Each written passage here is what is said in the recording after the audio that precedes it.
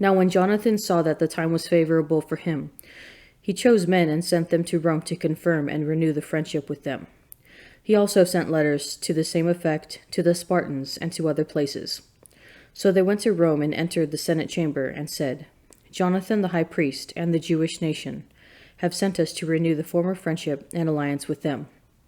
And the Romans gave them letters to the people in every place, asking them to provide for the envoys safe conduct to the land of Judah. This is a copy of the letter which Jonathan wrote to the Spartans. Jonathan the high priest, the senate of the nation, the priests, and the rest of the Jewish people, to their brethren the Spartans, greeting. Already in time past a letter was sent to Onias, the high priest from Arias, who was king among you, stating that you are our brethren, as the appended copy shows. Onias welcomed the envoy with honor, and received the letter, which contained a clear declaration of alliance and friendship. Therefore, though we have no need of these things, since we have as encouragement the holy books, which are in our hands, we have undertaken to send to renew our brotherhood and friendship with you, so that we may not become estranged from you, for considerable time has passed since you sent your letter to us.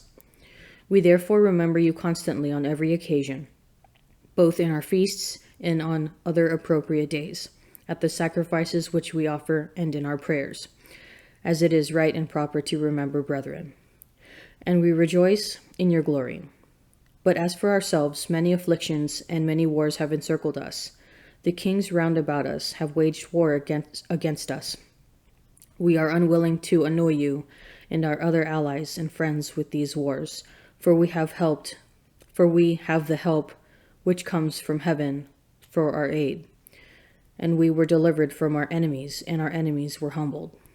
We therefore have chosen Numenius, the son of Antiochus, and Antiphater, the son of Jason, and have sent them to Rome to renew our former friendship and alliance with them. We have commanded them to go also to you and greet you and deliver to you this letter from us concerning the renewal of our brotherhood. And now please send us a reply to this. This is a copy of the letter which they sent to Onias. Arias, king of the Spartans, to Onias the high priest, greeting. It has been found in writing concerning the Spartans and the Jews, that they are brethren, and are of the family of Abraham. And now that we have learned this, please write us concerning your welfare. We on our part write to you that our cattle and our property belong to us, and ours belong to you. We therefore command that our envoys report to you accordingly.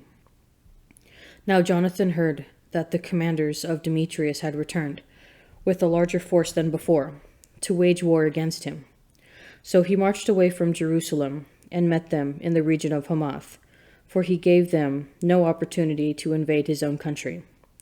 He sent spies to their camp, and they returned and reported to him that the enemy were being drawn up in formation to fall upon the Jews by night.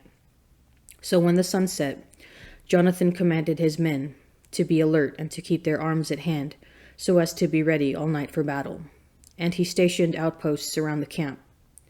When the enemy heard that Jonathan and his men were prepared for battle, they were afraid and were terrified at heart. So they kindled fires in their camp and withdrew. But Jonathan and his men did not know it until morning, for they saw the fires burning. Then Jonathan pursued them, but he did not overtake them, for they had crossed the Eleutheres river. So Jonathan turned aside against the Arabs, who were called Zabadeans, and he crushed them and plundered them. Then he broke camp and went to Damascus, and marched through all that region. Simon also went forth and marched through the country as far as Ascalon and the neighboring strongholds. He turned aside to Joppa and took it by surprise, for he had heard that they were ready to hand over the stronghold to the men whom Demetrius had sent, and he stationed a garrison there to guard it. When Jonathan returned, he convened the elders of the people and planned with them to build strongholds in Judea, to build the walls of Jerusalem still higher, and to erect a high barrier between the citadel and the city to separate it from the city, in order to isolate it so that its garrison could neither buy nor sell. So they gathered together to build up the city. Part of the wall on the valley to the east had fallen, and he repaired the section called Chaphthenia. And Simon built Adaiah in the Shaphalia. He fortified it and installed gates with bolts. Then Trypho attempted to become king of Asia and put on the crown, and to raise his hand against Antiochus the king. He feared that Jonathan might not permit him to do so, but might make war on him. So he kept seeking to seize and kill him, and he marched forth and came to Bethshan. Jonathan went out to meet him with 40,000 picked fighting men, and he came to Bethshan. When Trypho saw that he had come with a large army, he was afraid to raise his hand against him. So he received him with honor and commended him to all his friends. And he gave him gifts and commanded his friends and his troops to obey him as they would himself. Then he said to Jonathan, "Why have you wearied all these people when we are not at war? Dismiss them now to their homes, and choose for yourself a few men to stay with you, and come with me to Ptolemais. I will hand it over to you as well as the other strongholds and the remaining troops and all the officials, and will turn round and go home. For that is why I am here." Jonathan trusted him and did as he said. He sent away the troops, and they returned to the land of Judah.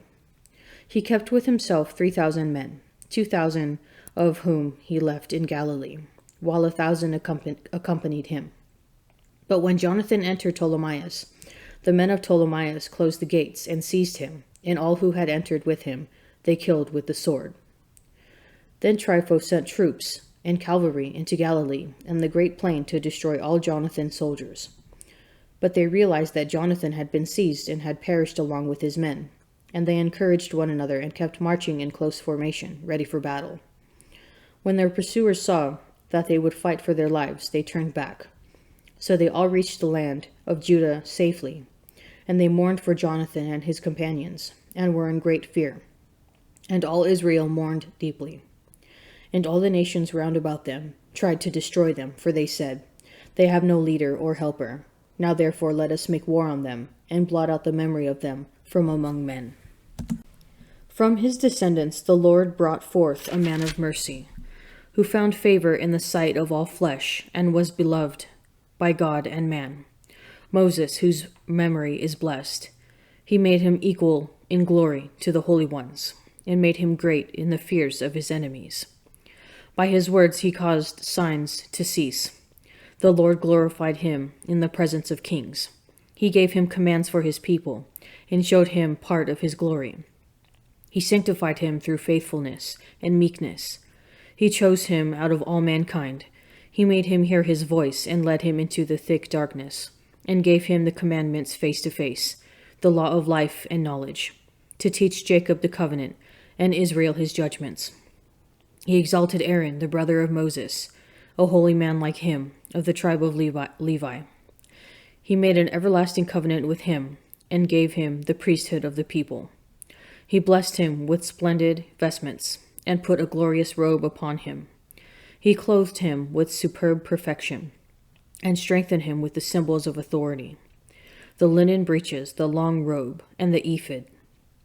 And he encircled him with pomegranates, with very many golden bells round about, to send forth a sound as he walked, to make their ringing heard in the temple, as a reminder to the sons of his people, with a holy garment of gold and blue and purple, the work of an embroiderer, with the oracle of judgment, Urim and Thummim, with twisted scarlet, the work of a craftsman, with precious stones engraved like signets, in a setting of gold, the work of a jeweler, for a reminder in engraved letters, according to the number of the tribes of Israel, with a gold crown upon his turban, inscribed like a signet with holiness, a distinction to be prized, the work of an expert, the delight of the eyes, richly adorned.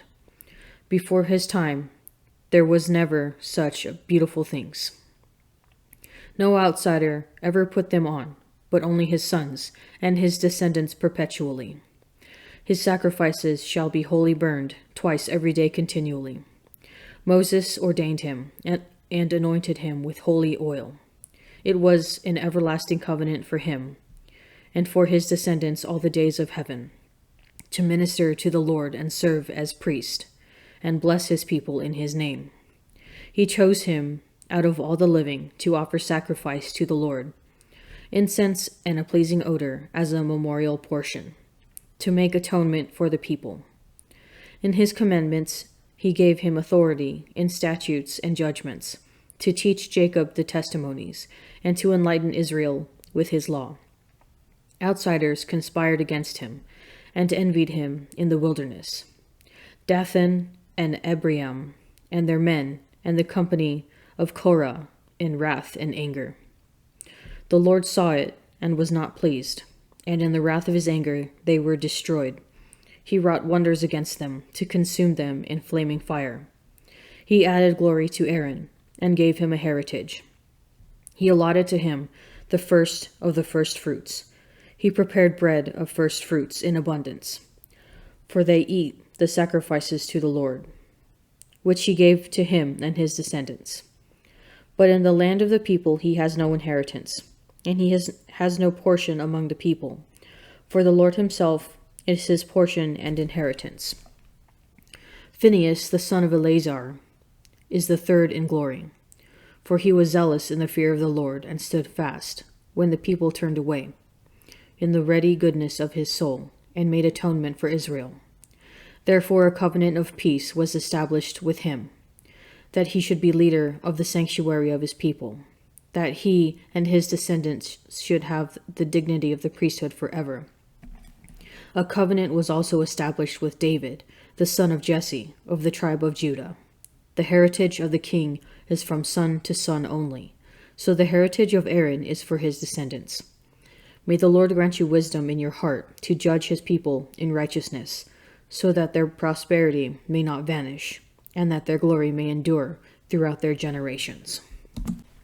When the Lamb opened the seventh seal, there was silence in heaven for about half an hour. Then I saw the 7 angels who stand before God, and 7 trumpets were given to them. And another angel came and stood at the altar with a golden censer, and he was given much incense to mingle with the prayers of all the saints upon the golden altar before the throne. And the smoke of the incense rose with the prayers of the saints from the hand of the angel before God. Then the angel took the censer and filled it with fire from the altar and threw it on the earth. And there were peals of thunder, loud noises, flashes of lightning, and an earthquake. Now the 7 angels who had the 7 trumpets made ready to blow them. The first angel blew his trumpet, and there followed hail and fire, mixed with blood, which fell on the earth. And a third of the earth was burnt up, and a third of the trees were burnt up, and all green grass was burnt up. The second angel blew his trumpet, and something like a great mountain, burning with fire, was thrown into the sea. And a third of the sea became blood, a third of the living creatures in the sea died, and a third of the ships were destroyed. The third angel blew his trumpet, and a great star fell from heaven, blazing like a torch, and it fell on a third of the rivers, and on the fountains of water. The name of the star is Wormwood. A third of the waters became wormwood, and many men died of the water because it was made bitter. The fourth angel blew his trumpet, and a third of the sun was struck, and a third of the moon, and a third of the stars, so that a third of their light was darkened. A third of the day was kept from shining, and likewise a third of the night. Then I looked, and I heard an eagle crying with a loud voice, as it flew in mid-heaven, "Woe, woe, woe to those who dwell on the earth, at the blasts of the other trumpets, which the 3 angels are about to blow."